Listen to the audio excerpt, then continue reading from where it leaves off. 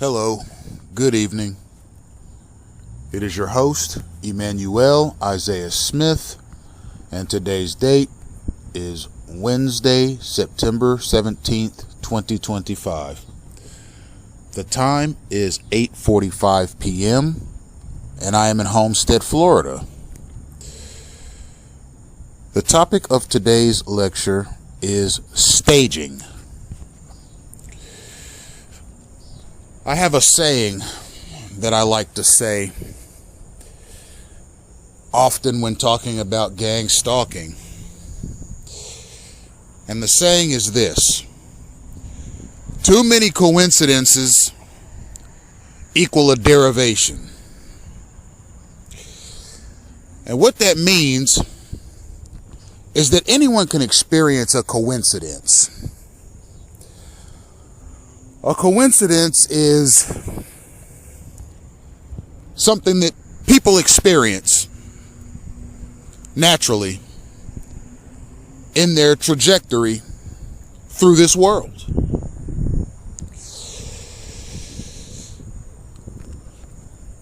If you experience coincidence after coincidence after coincidence after coincidence after coincidence,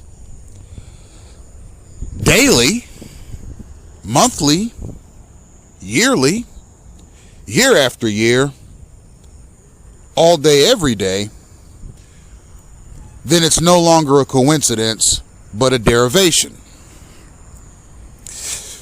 A derivation is something that is derived from something else. If I run in to an acquaintance somewhere, that could happen to anyone at any time. Maybe you and someone you know, or maybe you and somebody that you have crossed paths with wind up in the same place at the same time somewhere. Maybe you have similar schedules. Maybe you have similar obligations, etc., etc. But let's say you cross paths with somebody you may know, or maybe it's a casual acquaintance, or maybe you don't know the person at all. And maybe you speak to the person, maybe you don't, but you notice, interesting, I cross paths with somebody that I happen to recognize at a particular place at a particular time. Maybe it's at the grocery store. Maybe it's at another establishment.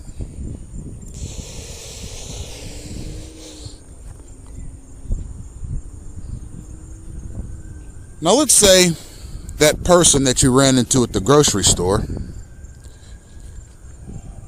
a few days later, you run into him at a Starbucks. Okay. Another coincidence. Maybe it's odd to you.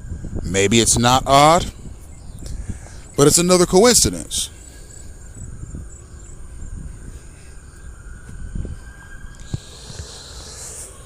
Now let's say a few days after that, you run into this same person again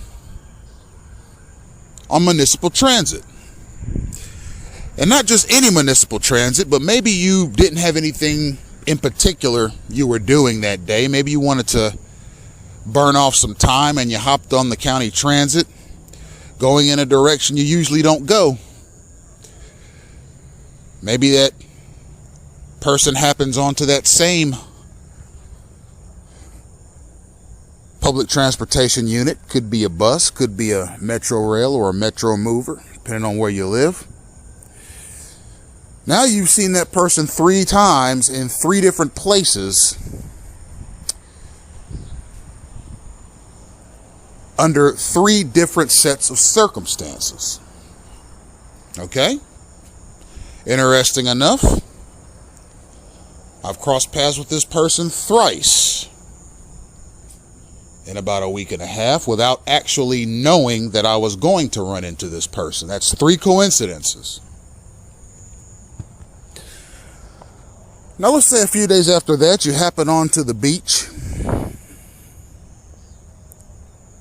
Maybe you're with your significant other. Maybe you're by yourself.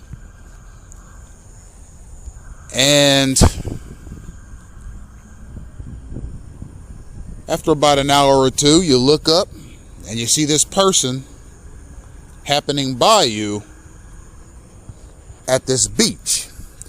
Now that's 4 times you've crossed paths with this person in less than 2 weeks. Now at this point, you might be scratching your head a little bit, and rightfully so.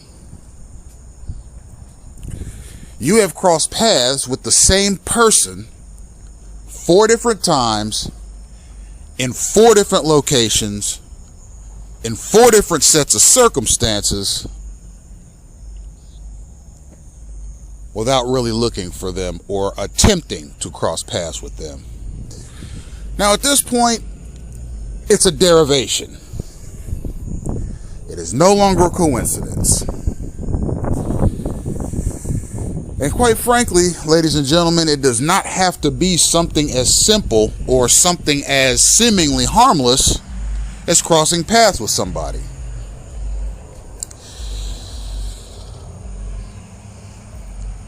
I am going to end this part of the lecture here, and we'll pick it up later. Thank you. Hello, good morning. It is your host, Emmanuel Isaiah Smith, and today's date is Thursday, September 18th, 2025. The time is 10:30 a.m., and I am in South Miami, Florida. This is a continuation of my lecture on staging, which is a principal component of gang-stalking campaigns. I had to end the beginning of this lecture early last night before completing it, because I had an immediate obligation to handle. So, I would like to continue with the narrative that I began last night, beginning with the saying, too many coincidences equal a derivation.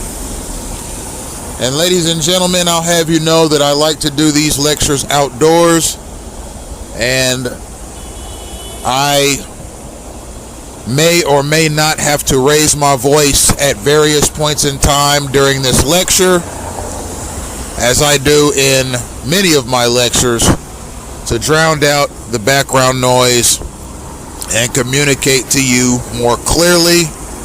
Adjust your volume accordingly. Too many coincidences equal a derivation. If you experience a coincidence once, anybody can experience a coincidence once. But if you experience coincidences over and over and over again, so often that it becomes strange, then you are likely experiencing a derivation. A derivation is something that is derived from something else. For example, orange juice is derivative of oranges. It is the extract of an orange. Apple juice is derivative of apples. It is the essence of the apple. Grape juice is derivative of grapes. It is the liquid extract of the grape, which is a fruit that grows naturally.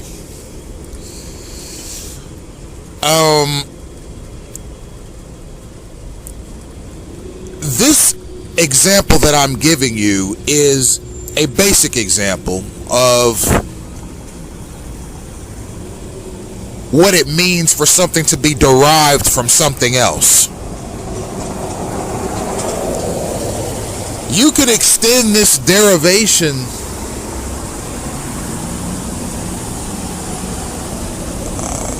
example into sociological matters. For example, if you look across the demographic spectrum of the United States of America, you'll notice a plethora of derivations.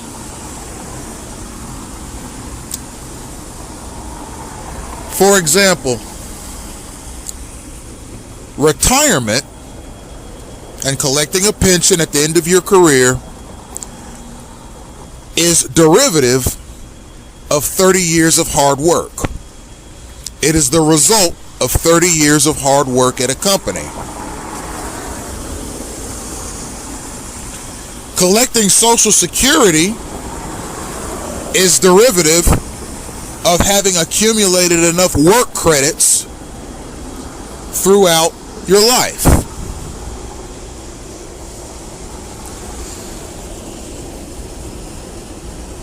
A college degree is derivative of the application of one's cerebral faculties to college coursework.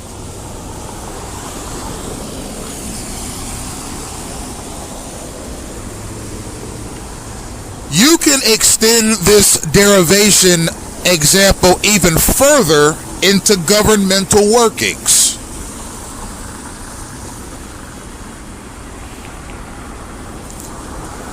Military conflicts are derivative of disagreements between countries.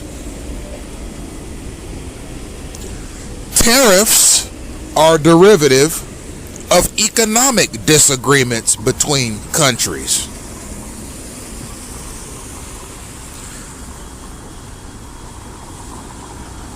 The building of a military by a country is derivative of a need to be ready should a conflict arise. The sustenance of a police force is derivative of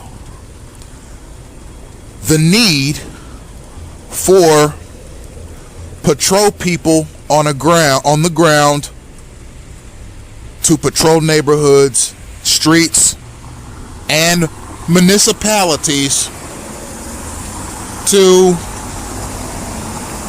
maintain a presence and enforce the law.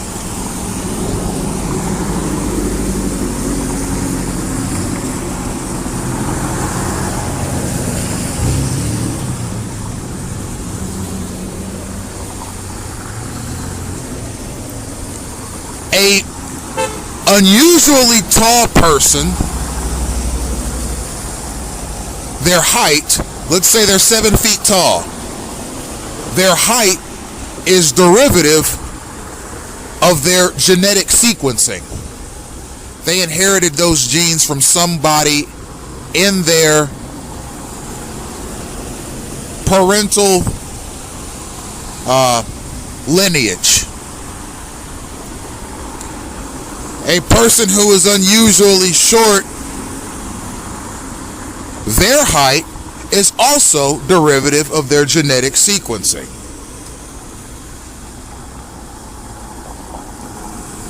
Then you have more complex sociological matters that also include derivations. Take wealth, for example. There was a time in the history of this country where wealth was derivative of a wealthy family.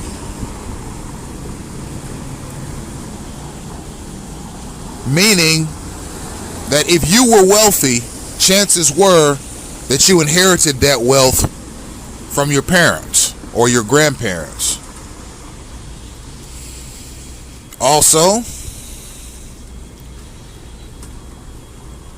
there was a time in this country where poverty was considered to be derivative of the family you were born into.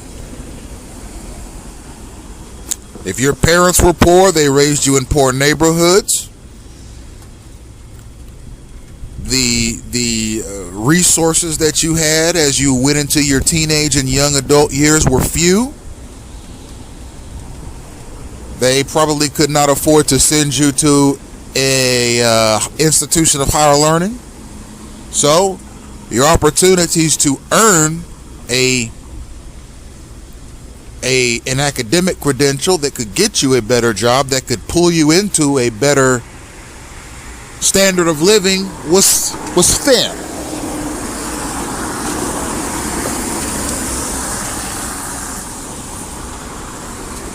Too many coincidences equal a derivation.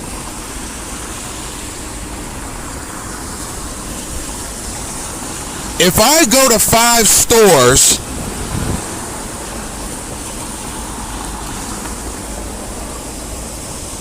over the course of 7 days, let's say on Monday morning I visit Best Buy, then I visit Home Depot, then I visit Walmart, then I visit Target, then I visit Lowe's.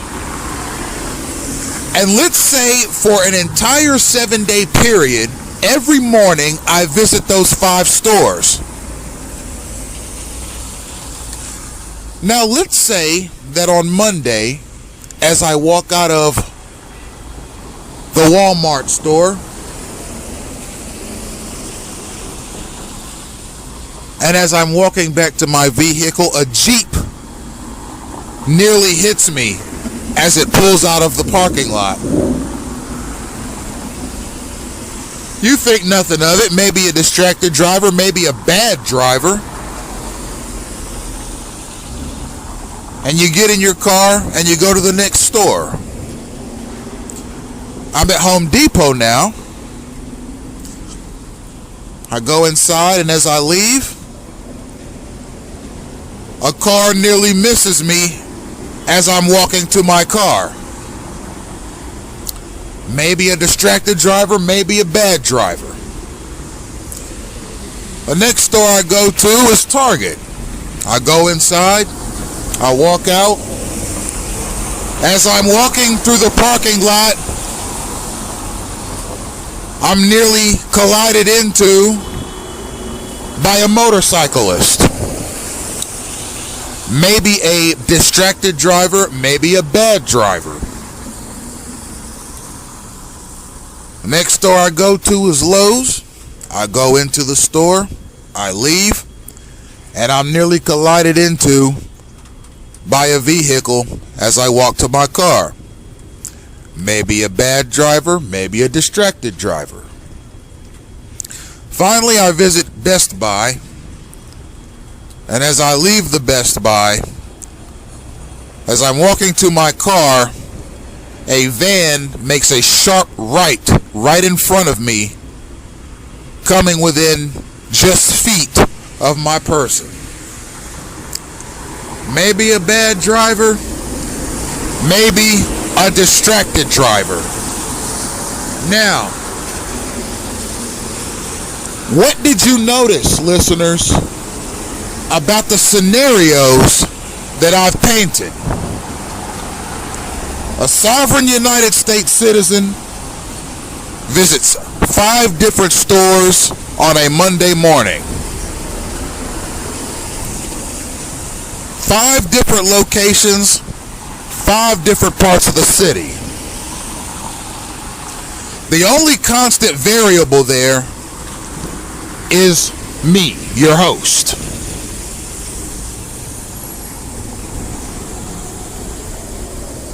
The similarity is this. Each time this person left the store, and this person, I'm using me as the example in this hypothetical. Each time the person leaves the store and heads to their car, they're in a near collision with a motorist. It happened once as he was leaving, then it happened again as he was leaving a different store in a different part of town. That's twice. That's a coincidence. The third, fourth, and fifth time this happened to the person, now it's a derivation.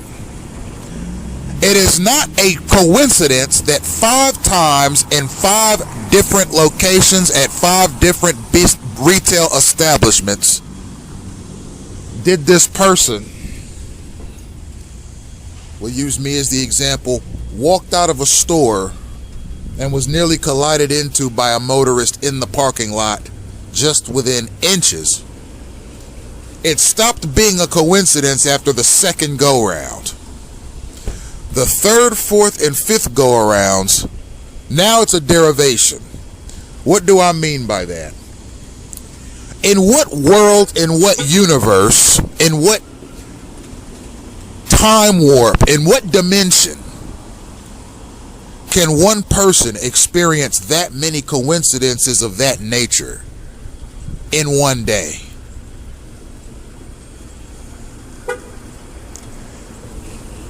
The answer is none of them. It would not happen, it could not happen, were there not an active derivative force present.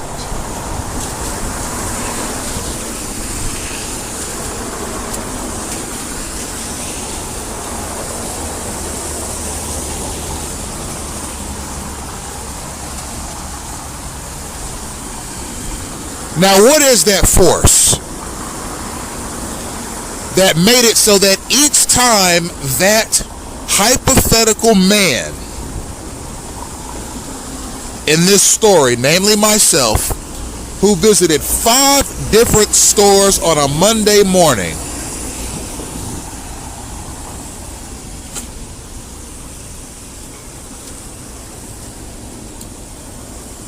clearing my throat, ladies and gentlemen, experienced similar behaviors from motorists in such a synchronous fashion? The answer is signaling. Each and every one of those motors were pre-signaled by either another motorist or a pedestrian that I was coming out of these stores at the exact time that I was. When they got those signals, they knew who the mark was, and they knew exactly what to do and when. What is the signal made to do? It's made to disrupt, it's made to confuse, and it's made to harm the targeted person, namely that person that was walking outside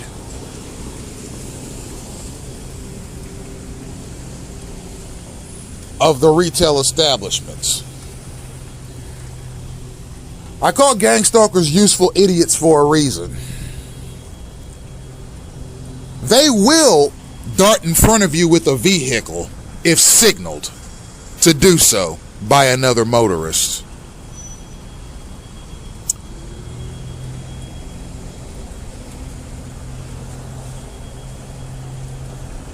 A useful idiot gang stalker will dart in front of you with a motorcycle if signaled to do so by another motorists.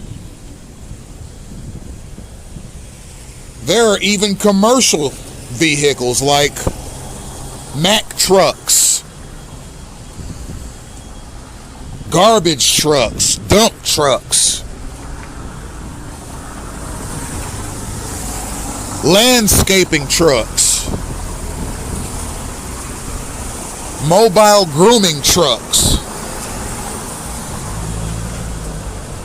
and various other commercial vehicles that have drivers who take signals as they're driving. Yes, it makes their life more interesting. It makes their life more adventurous. It makes their life more worthwhile.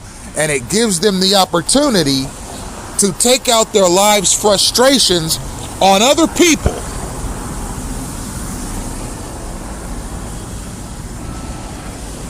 Without recourse, because these stress relieving mechanisms are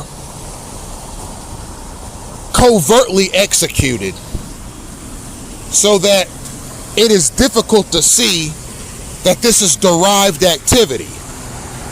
A person who doesn't know any better might just say, wow, the drivers in South Florida sure are maniacal. Some of them even look homicidal the way they dart in front of people. But it's hard to prove that in a court of law. This person darted in front of me with the sole purpose of causing a collision. Now, it's a way for sovereign United States citizens to impose themselves on other people without the stigma of imposing themselves on other people. The goal here is very multifaceted.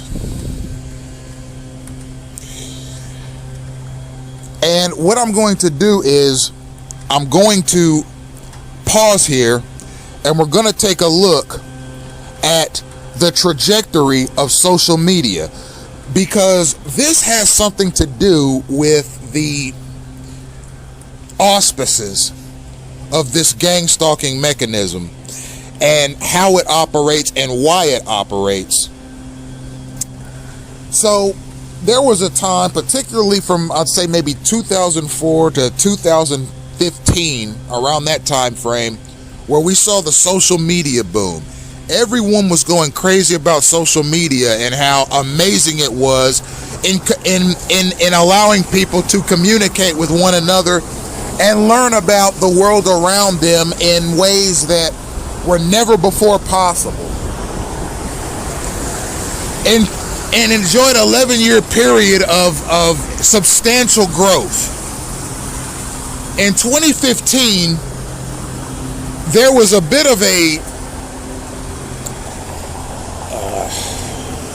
scandal involving how social media companies were gathering data and using that data to assist businesses with their marketing campaigns. Now, social media, particularly Facebook and Google and their platforms, came under intense scrutiny in those days, even to the extent where the senior executives of both companies had to testify before Congress as to how they were collecting data. Now,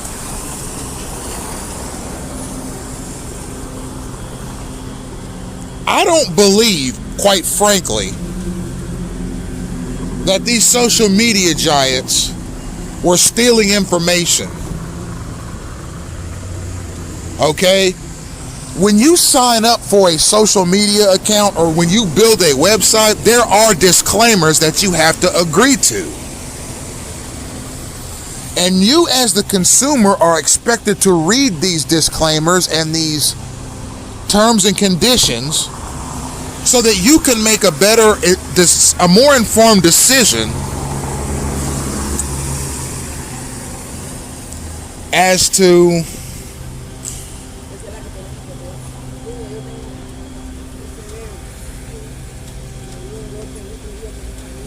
whether or not you want to continue on with that particular platform. Now, okay, social media companies were collecting data, probably more data than your typical citizen realized. And these social media giants, these big tech firms, became scapegoats for privacy intrusion. And they were vilified, a lot of them. Now, I found an interesting parallel between gang stalking, its auspices, and what these social media companies were alleged to have been doing.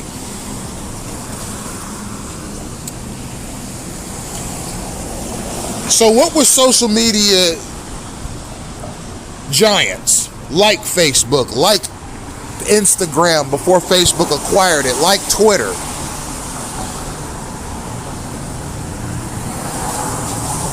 What were these giants being accused of? And I'm going to be doing a little bit of moving around, ladies and gentlemen. I've probably explained in past videos that when I begin these lectures, I immediately get mobbed by useful idiot stalkers who are looking for either sound bites or just to get in my way. There's really no telling. I mean, some of these people are absolutely unbelievable. So, plus it's raining a little bit, so I've migrated to a parking garage where I hope to finish my lecture. And you will hear a bit of an echo as I speak. So,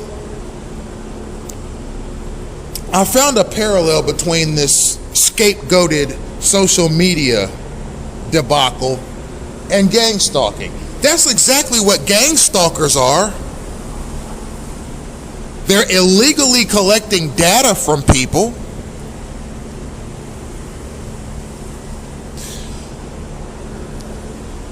What they're doing is they're being used as sort of they're being used as a staff. Okay, they're not just random people doing random things. They are a unit, a signaled unit.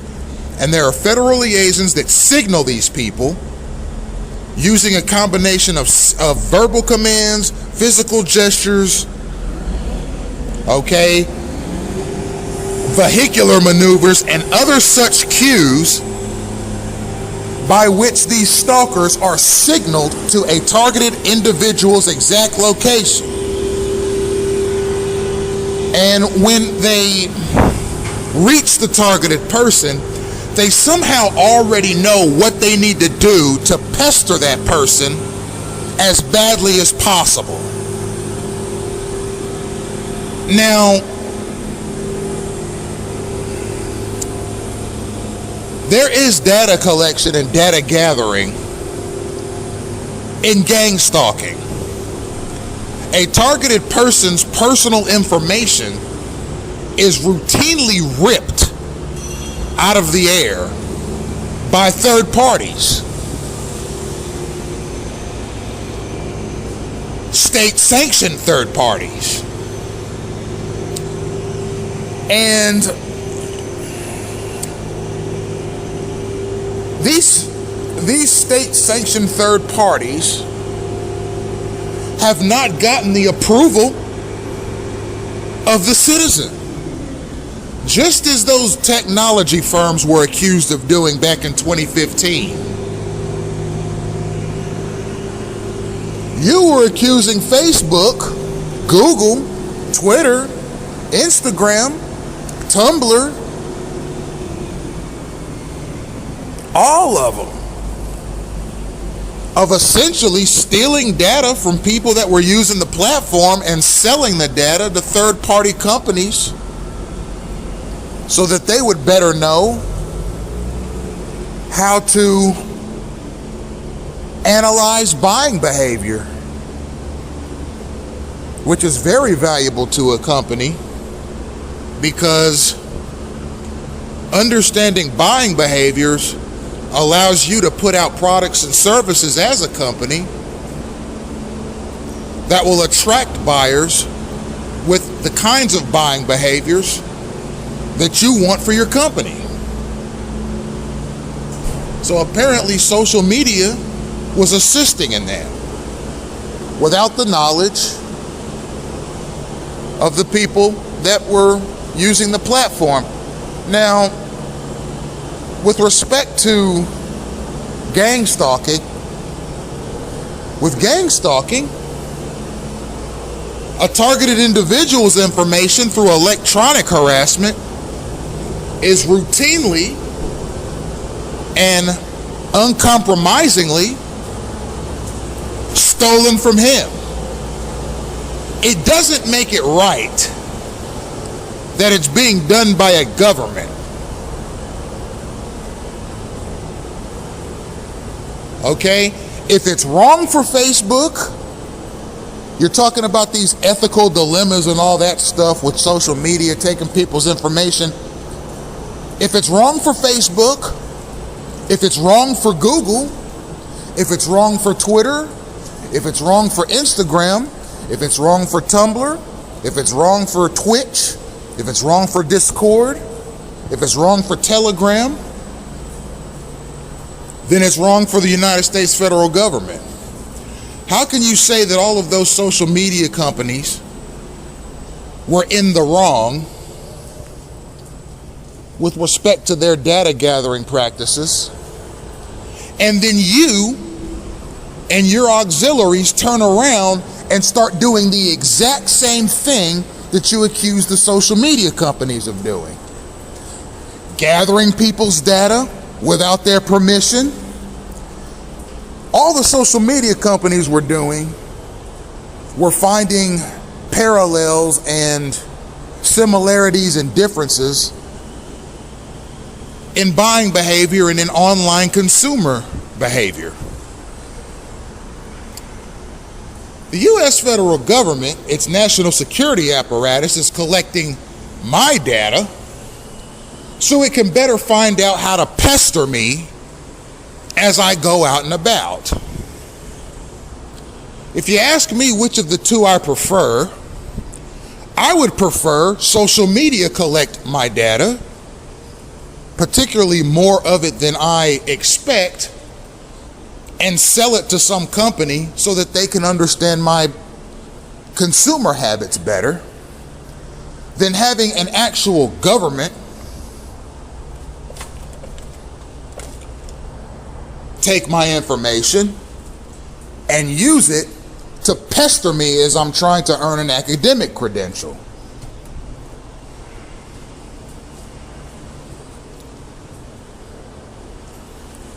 So you see, there is a great deal of hypocrisy in that arrangement.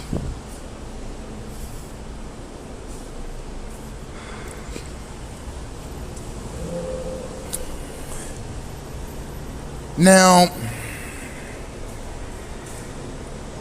there was a whole big fracas about, well, these social media companies aren't doing enough to let people know what it is they're collecting, when they're collecting it, and why they're collecting it. Well, why am I in a gang stalking campaign?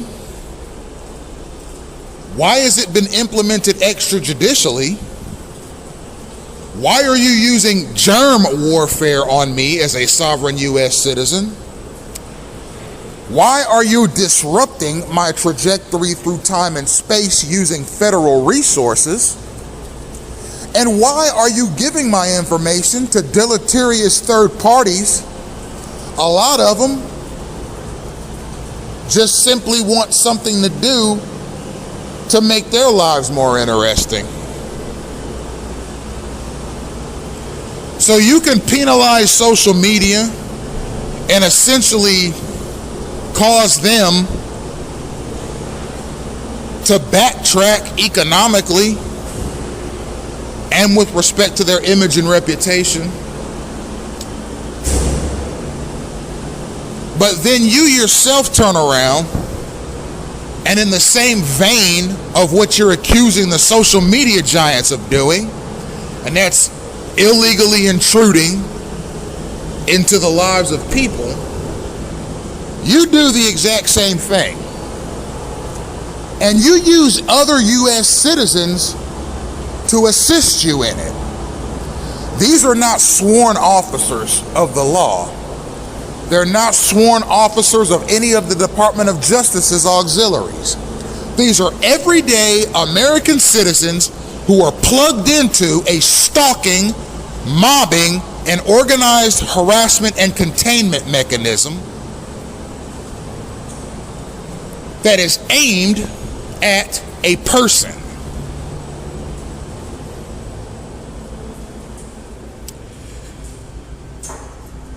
With no regard whatsoever given to the well-being of the target himself.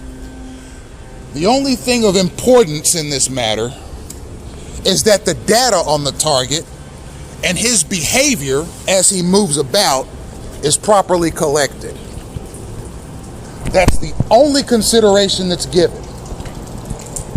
Federal, state, and local resources are being used for this program. What is staging, ladies and gentlemen? It is when scenarios are caused unnaturally around a person. You ever seen a movie and in the end credits you see who the stage directors are and the set directors and similar staff members of that particular movie?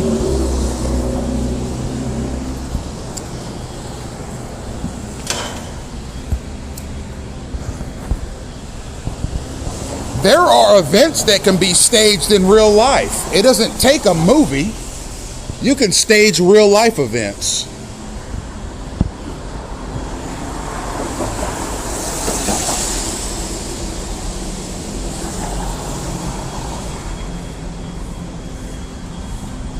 You can stage a car accident.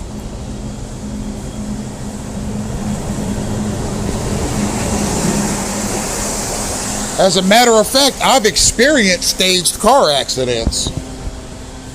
One of which happened while I was a full-time employee at Sprint and a part-time student at Cuyahoga Community College. I experienced a staged car accident in North Randall, Ohio, in front of the Jazzy Looks beauty store, which was just down the street from a PNC bank.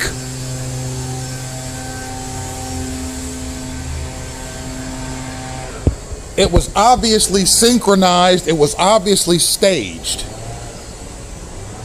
And I was lucky because I had a grandfather, particularly on my mother's side, who was very invested in my success. And he actually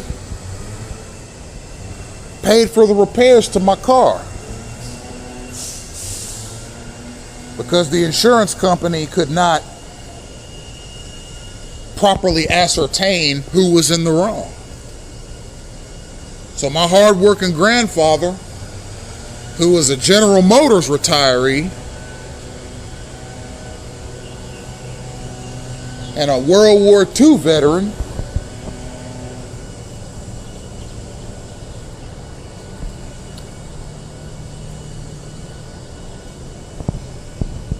Fixed my car for me. But the event was staged. It was not a natural event. That car accident was a derivation, not a coincidence. And quite frankly, it wasn't the only car accident I was ever in, and I am a good driver.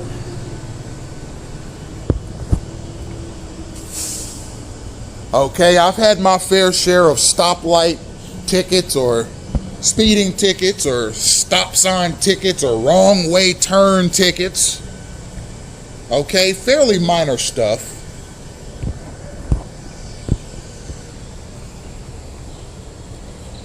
There was one time where I was ticketed for going too fast in a Dodge Ram with a Hemi engine. I was going 104 miles an hour in a 75.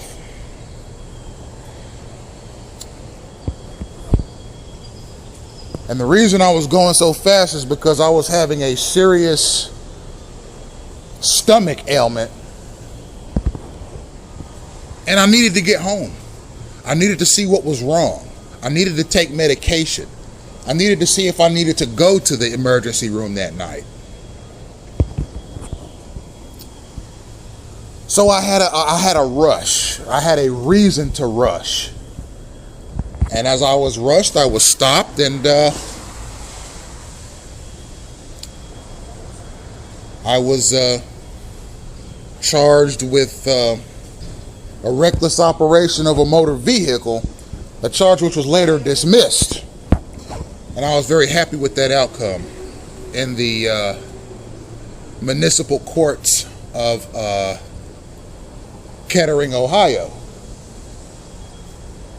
And I didn't even have any points on my license either, which was a relief. And my point total on my license has always been low.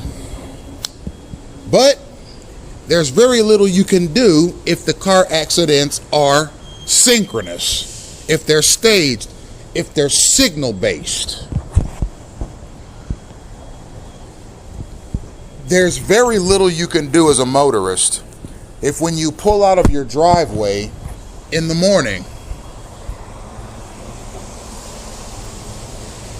there is already a staged event happening around you involving other motorists. And it's not difficult. The mechanism is contain the driver, and when one of the containing vehicles has to veer off, maybe you're driving on the interstate and they have to veer off and get off at the next ramp, another car immediately pulls into that car's place and you remain contained. Now, at first, when I first experienced this, I first started experiencing this in Dayton, Ohio. This containment, this synchronous containment. At first, it felt like I was being protected, like I was a head of state. And these cars that were surrounding me were like my Secret Service vehicles that were escorting me to my destination. And I was driving along like, hey, this is pretty neat. Is this some new government thing? What's going on here? Because at the time, I was not aware of what gang stalking was, what synchronized vehicular obstruction of movement was, what staged events were. I just remember thinking, this is interesting. And there was never any problems. But it started becoming peculiar to me when my vehicle started getting routinely vandalized overnight while I was asleep in my apartment. I would walk out of my apartment, I'd walk over to my car. At the time I had a 2002 Audi A6, silver.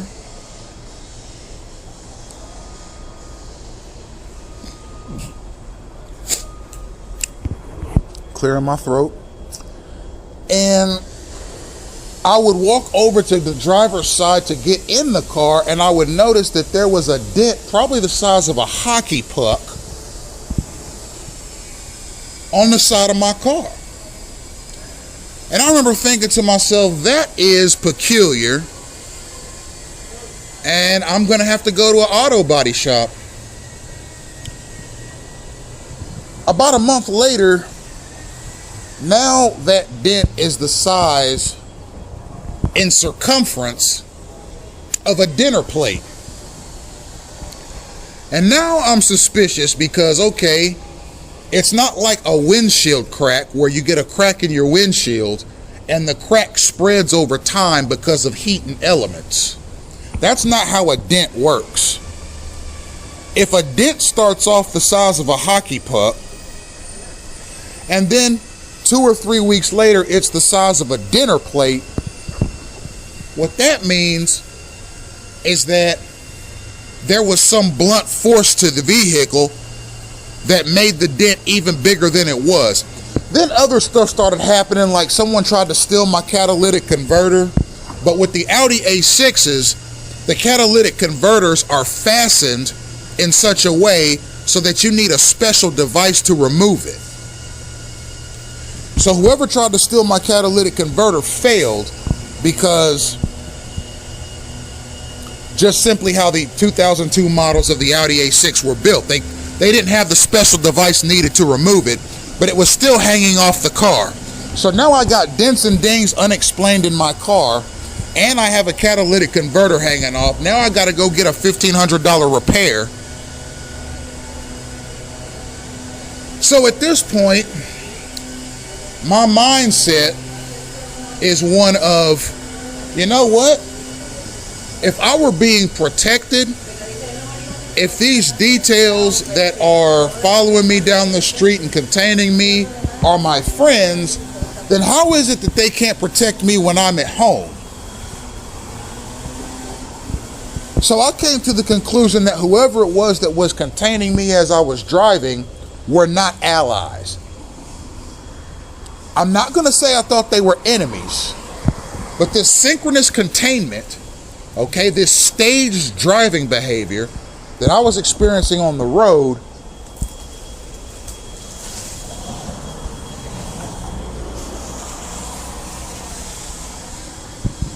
was ultimately derivative of something other than me being protected. Because how can you protect me on the road, but you can't protect me at home? If I have 24-hour protection, which is what I thought it was, for reasons I wasn't aware of, but I knew the thing was clandestine, whatever it was. You can protect me as I'm driving, you can surround me and contain me as I'm driving, but when I go home, you can't do anything about these goofball knucklehead stalkers banging up my car while I sleep.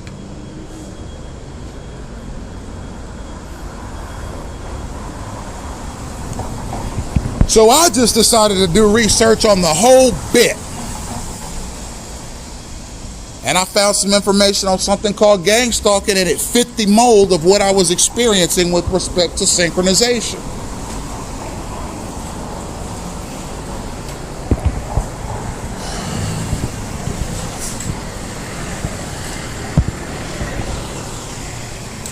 Can you stage an event in someone's life? Yes, you can stage an event in someone's life. You can stage the dissolution of a marriage in someone's life. Let's say you have a husband and a wife whose marriage is a little rocky. Let's say some stalkers get together with the assistance of federal liaisons and they go, hey, we have an experiment we want to run. Your country will appreciate you for it. We're going to learn a little bit more about relationships here. And we're going to take the data that we learn from this and we're going to send it to this auxiliary so they can use it to store data on marital relationships and get a better understanding of human behavior in that regard.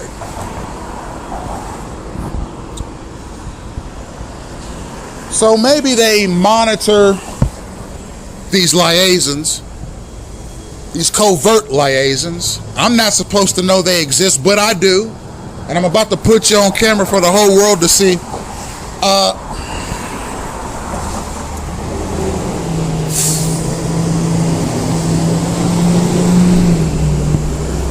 So these liaisons, let's say they monitor the web activity of the man in the relationship, and they see that he appears to enjoy looking at pictures and videos of his favorite female celebrity who happens to be a blonde. Let's say his wife, however, is a brunette. That is an indicator right there of the kind of woman that they might need to signal to him in order to destroy his marriage for data collection purposes, to guarantee that the marriage is destroyed. Then they look at the age range. Well, she looks about 35. This actress that he enjoys looking at online. He's rented a few of her movies online. Let's go out and find a female stalker that fits that description and signal her to him and give her a signal to flirt with him.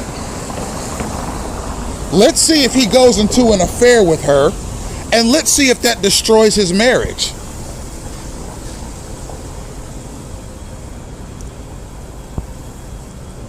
And why? Because we want to see how this all plays out.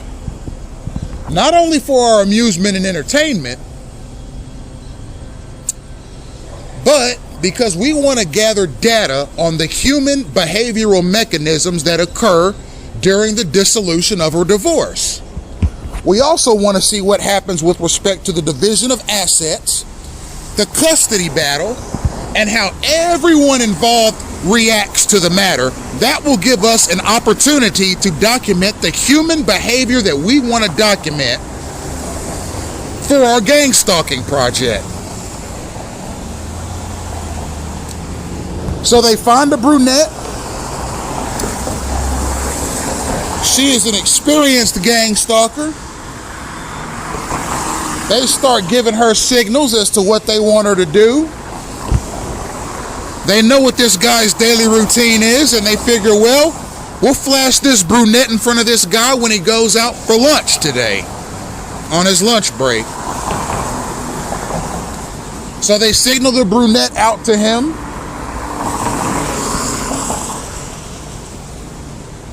They have him flirt with her. They signal, they have liaisons inside the restaurant that give the brunette a signal to flirt with him. He doesn't know what's happening. He just thinks this woman thinks he's just the most handsome guy in the world. He doesn't know she's a gang stalker.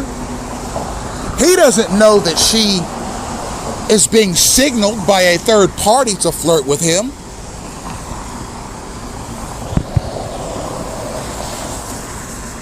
But she is. And she's signaled to flirt with him. And she flirts with him as he's eating his lunch on his lunch break. He flirts back because he likes the attention she gives him. It's much more attention than his wife does give him.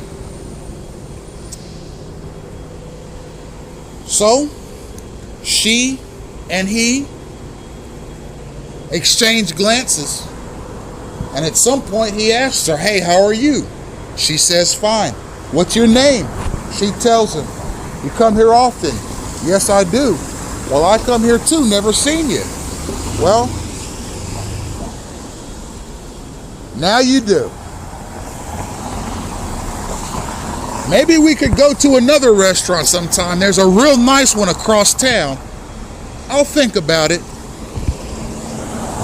So he says, well, let me give you my number in case you'd like to. Eventually they meet up. There's a rendezvous. They start an extramarital relationship. At some point, the husband says, you know what, I like her over my wife. He goes home, he tells the woman, I want a divorce. We're going to have to start arranging for custody situations and the division of assets. Now the gang stalkers can high-five each other because they've successfully destroyed a marriage. And who knows, if it wasn't for their intervention, it's possible that that marriage could have recovered. You don't know, but you got your data. You were able to monitor all of his emails and text messages to this new woman.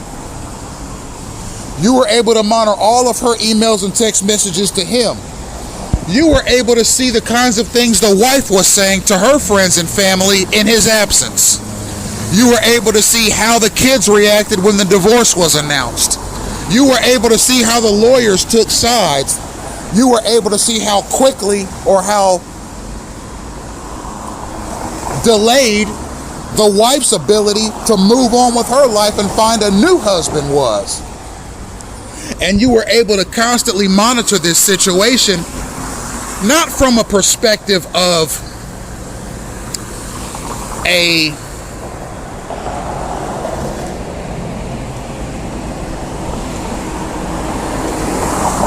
sincerely involved researcher. You were gathering this information as a federal entity that simply enjoys playing God with people's lives and collecting lots of data while you do it, and sending lots of useful idiot gang stalkers around to collect more data as you do it.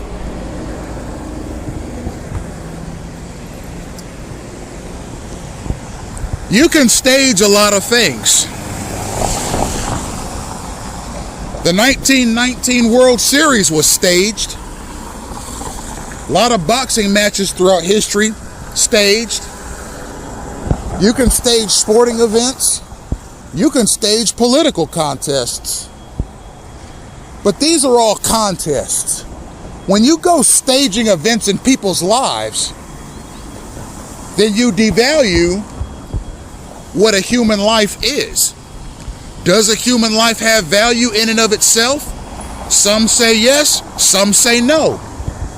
Is a human life inherently valuable? Some say yes, some say no. It isn't difficult to create a human. Two people can get together and create one whenever they want. As a matter of fact, it takes more effort to build a car than it does to create a human. Are humans more valuable than cars? Some say yes, some say no. Some people believe that human lives are nothing more than something to be cashed in on. Are they wrong? Some say yes, some say no. The U.S. federal establishment told social media to keep their hands off of people's personal data.